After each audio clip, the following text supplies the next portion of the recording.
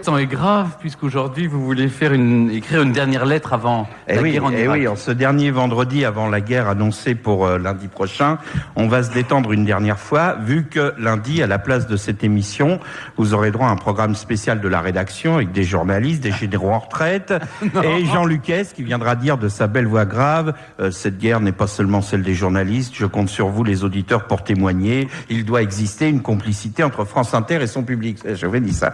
Alors, la complicité entre France Inter et son public, ça veut dire qu'on va entendre toute la journée au téléphone des profs de français très chiants qui donneront leur avis sur le conflit, le truc dont on se fout, à savoir ils dénonceront l'arrogance américaine tout en rappelant néanmoins que Saddam Hussein est un dictateur. Un truc très, voilà, donc des lieux communs comme ça. Ensuite, on interrogera Jean-Pierre Gaillard à la Bourse, qui lui sera euphorique, puisque les indices sont forcément à la hausse. Je ne sais pas si vous avez vu hier, donc c'est Sylvestre qui a expliqué ça ce matin.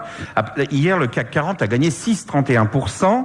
Simplement parce que les marchés sont certains que les Américains vont attaquer l'Irak sans attendre de nouvelles résolutions de l'ONU. Vous voyez, ce qui signifie un retour proche à la croissance. Comme le dit Jean-Pierre Gaillard, la bourse a horreur de l'incertitude. Mais maintenant qu'ils sont sûrs que les Irakiens vont prendre des bombes plein la gueule, les actionnaires sont rassurés et Jean-Pierre Gaillard a retrouvé le sourire. Moi, je l'ai vu hier soir sur LCI. À un moment, on le voit debout. Mais là, hier, il était debout, vous savez, à son pupitre. Il avait une superbe érection. On voyait de incroyable. Je suis rassuré. Enfin, Jean-Pierre Gaillard bande. Donc, ce qu'on appelle le CAC 40. Le CAC 40. À propos d'érection, donc profitez de ce dernier week-end de tranquillité pour faire l'amour, etc. Enfin, je m'adresse à ceux qui peuvent, qui ont un partenaire, parce que d'autres qui sont dans une misère sexuelle affligeante. Vous en êtes. Vous m'avez dit ce matin votre 68e jour d'abstinence. Si. C'est le carême. Ça oui, mais enfin, comme dit Jean Lucas, il doit exister une connivence entre le public. Si quelqu'un pouvait téléphoner. Non, mais arrêtez avec vos conneries. D'ailleurs, je vais vous donner votre téléphone 06 07 03. Bon, non. Ceci dit, contrairement aux stratèges, alors. Vous m'avez ce matin tenu une théorie authentique, Stéphane, hein, je dis la vérité.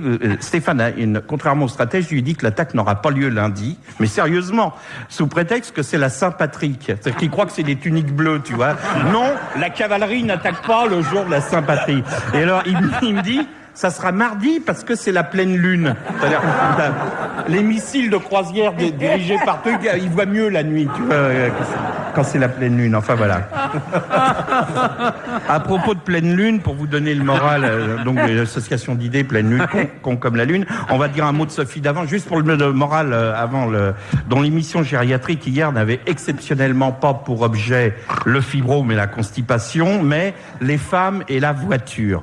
Alors, l'émission avait pour but de combattre les préjugés, vous savez, machistes, des maigres, les femmes, etc. Bon, ce qui existe réellement, et de montrer que Sophie n'était pas plus bête qu'une autre. Elle l'a dit. Je suis pas plus bête qu'une autre. Bon, là, elle a raté. Alors, parce que on avait amené une Austin sur le plateau, et alors elle avait une consultante et elle devait faire des travaux. Voilà, exactement. Donc, la première chose, bon, vérifier l'huile.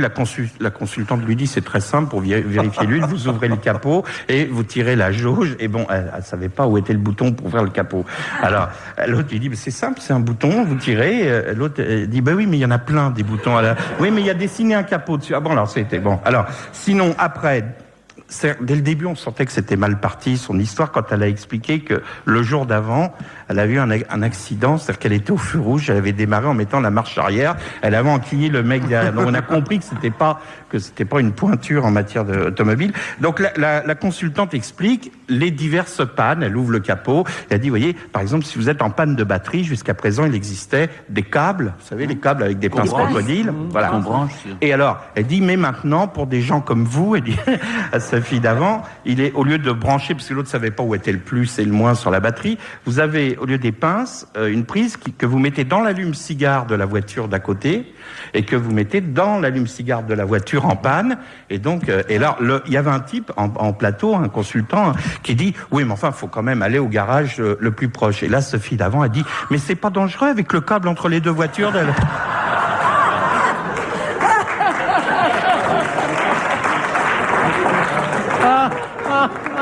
Là, il y a des câbles qui se tiennent plus, là.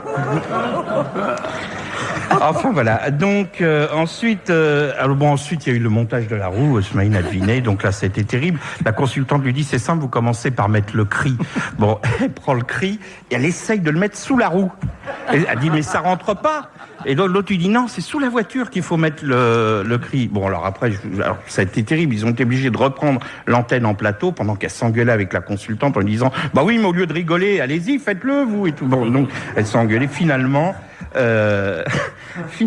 le type, ils sont pas arrivés quoi. Donc le type a expliqué qu'il y avait aussi une nouvelle invention, mais on l'a pas vu. C'est un coussin. Je vous donne le truc, c'est un coussin gonflable que vous mettez sous la voiture et vous le branchez sur l'allume-cigare, voyez. Et l'autre a dit ah bon alors l'air dit non, l'allume-cigare déclenche un générateur, mais l'air ne passe pas dans l'allume-cigare. Je suis dur, remarquez, je suis injuste finalement avec, parce qu'à un moment, je dirai un autre jour. Je suis injuste avec Sophie d'avant parce que quand elle dit que je suis pas bête, je suis pas plus bête qu'une autre, elle a raison si on prend Lalanne. Parce que je vous recommande l'interview qu'il vient de donner à Rolling Stone, au magazine Rolling Stone de mars. Lisez-la dans son intégralité, on n'y croit pas. On se dit, c'est pas vrai, mais il devrait quand même respecter des temps de repos, des espèces de paliers. On a peur que ces tympans explosent, qu'ils sortent des conneries. Enfin, vous voyez, il y a des paliers de décompression pour la connerie quand même. Alors, alors voilà, question du journaliste. Vous vous extasiez. Question, je vous fais un best-of. Question du journaliste. Vous extasiez devant un pain au raisin ou vous vous mettez des claques dans votre jardin. Pourquoi toujours en faire des tonnes? Réponse de Lalanne. Avec la caméra, j'ai découvert l'extraversion du soliloque. Alors, l'extraversion du soliloque, ça ressemble à une opération du proctologue. Vous voyez, un mec qui a une fistule anale, on lui fait une extraversion. Non, mais bon. Mais non, c'est de son cerveau à lui. Alors. Attendez la suite. J'ai découvert l'extraversion du soliloque. Dans la vie, il y a en permanence un dialogue entre vous et vous-même pour analyser ce qui vous arrive. Une voix questionne, une autre voix répond. La voix qui questionne venait du dehors, c'est celle du journaliste, là, qui me filmait. J'ai donc vécu la présence d'une caméra comme une sorte de développement du corpus métaphysique de mon troisième œil. J'avais un organe supplémentaire attaché à mon corps qui évoluait de manière protonique et qui était l'argument de la vérité. L'œil de la vérité jaillissait de mon cerveau. Il y a des torrents de conneries après l'œil. T'as l'œil qui a jailli et après t'as un torrent de conneries, donc voilà. Autre question du journaliste. Mais quand vous dites « je prends des douches d'air en marchant », êtes-vous conscient d'égaler Jean-Claude Van Damme? Réponse de Lalanne, ridicule ne veut rien dire pour moi. Et là, le journaliste conclut, c'est sûrement ça le problème.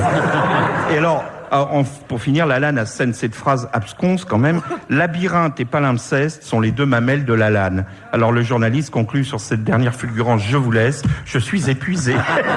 Moi aussi. C'était Guy Carlier.